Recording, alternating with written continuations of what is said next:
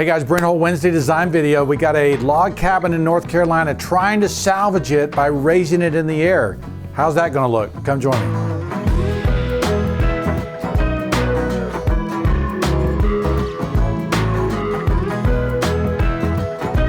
Okay guys, so this is a bucolic little cabin in North Carolina that got flooded. And so you can see the picture of the roof. Basically, the only thing showing is the flood ravaged that area. And if you look at the video of the little stream that runs by there, you can see this is a sweet little stream. This is the house kind of as it was. There's a neat little fireplace, pizza oven kind of gathering spot here.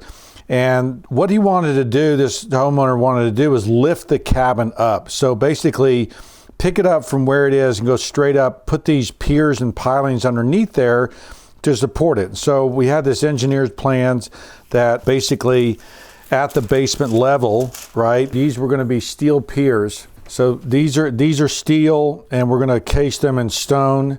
But basically there's a steel grid underneath this house, and we're going to then have a slab porch around here so that this can all be gathering. In fact, this whole thing will be slab.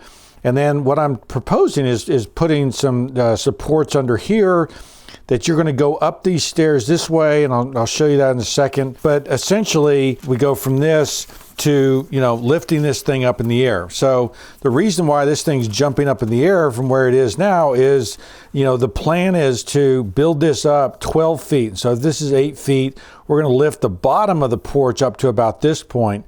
It's 12 or 14 feet, I can't remember. But we've got a very rustic building, and how do you lift it up without looking weird?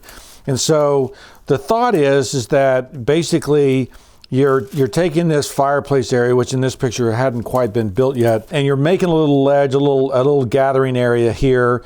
And whether this becomes a pizza oven, whatever, you got a fireplace here. You go up on these porches, and then you go up here and you connect it to the house. Because my first idea was, well, let's just pick it up and move it over and slide it into the hill. Let's engage it in the hill so that you can see it over here that I picked it up and took it this way.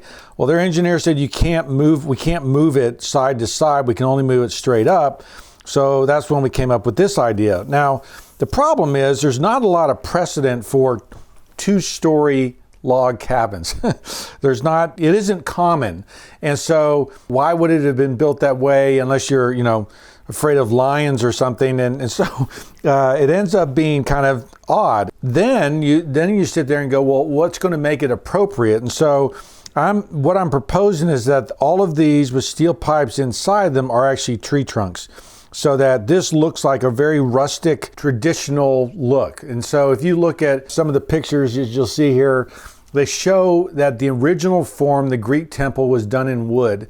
And so you see this Doric examples. And so, the Doric order with its column, the triglyphs, and all those different pieces are part of a timber building system with beams and elements that would have been made in wood, because it doesn't really make sense for a triglyph with a beam coming across in stone.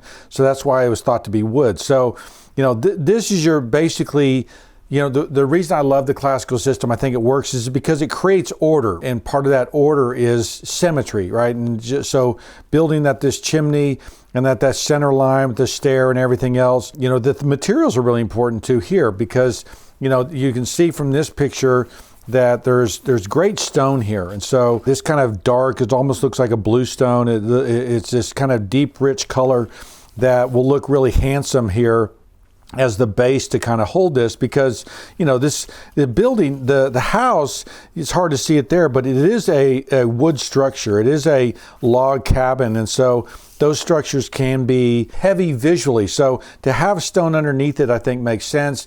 To build the classic system in, I think it's handsome. I think the way it works and comes together is really nice. So the thought is that this could be that way. I've increased the size of the porch bottom. You can see that it's just one board here. And by making 3 bays here, or four posts, I create 3 bays. And then we've got a central post here, central bay here. You walk up and you can gather down here beneath this thing. This cabin's only probably 600 or 800 square feet. It's not a very big cabin.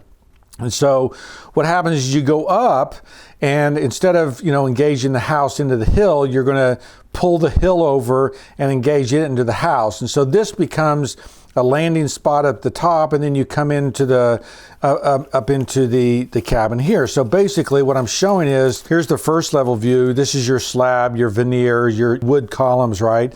Then you go up these stairs. There's the fireplace there on that level.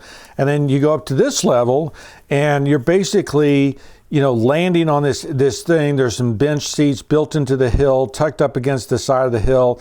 And then you come into the top of the first floor, the main floor, the living floor, right here. So, you know, you still have the balconies. They've got this back addition.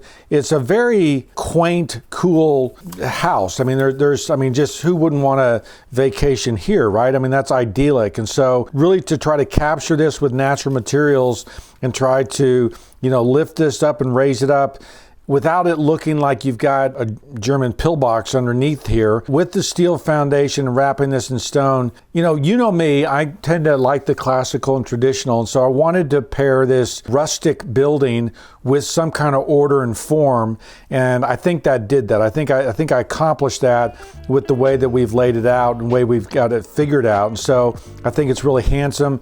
You'll notice we've got these columns here on the front porch. I'm going every other one, so I'm assuming that we would be building up the steel inside here to support all this.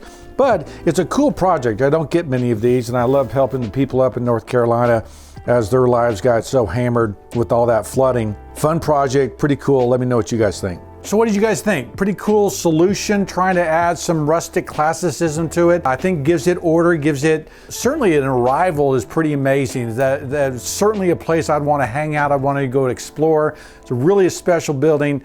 I think it turned out cool. Let me know what you guys think.